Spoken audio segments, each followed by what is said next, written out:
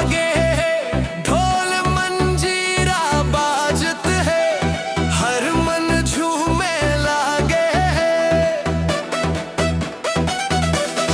हो छोड़ दे चिंता, छोड़ दे गम, आज बस होली में जी। रंग संग खुशियां बांटे बर, संग वारी सब आजी। अंतरा फागुन महीना रंग रसे, हर गली खुशबू छाई। दाई दादा भाई बहनी सब संग होली मनाई।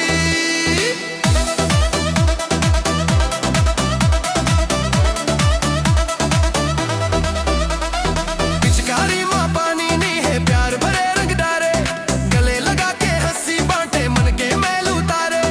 बच्चा से सियान नाचे, जवान जोश में आए, होली बोले सबला सिखा, मिलजुल के जी जाए। ना छोट ना बड़े के भेद, आज सब एक समान, होली माँ मिलते हर दिल भर जाते, अब मन पहचान। रंग बरसे रे होली माँ, प्यार बरसे हर टोली माँ, संगी साथी सब झूम के नाचे, मस्ती छाई हर गली माँ। रंग बरसे रे होली माँ, खुशियाँ बरसे झोली माँ, दाई दादा भाई बहनी सब नाचे रंग रंगोली माँ।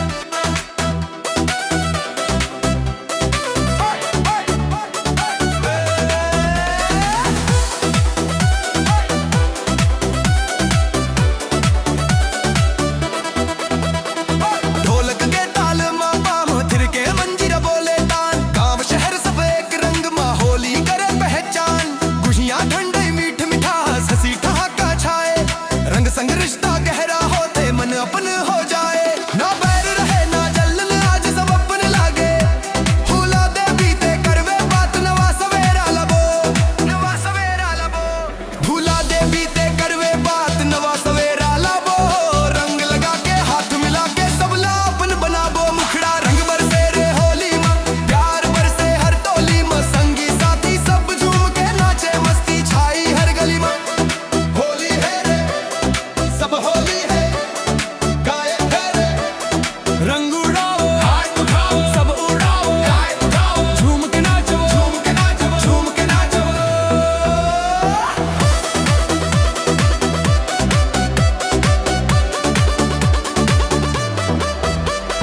ठंडई के घूंट में मस्ती, दोस्त के रंग घुलाए, हर साल आइस आइसन होली, जहां मन टूटे नहीं पाए। रंग रहे संगी साथी साथ निभाए, छत्तीसगढ़ के माटी बोले प्यार सदा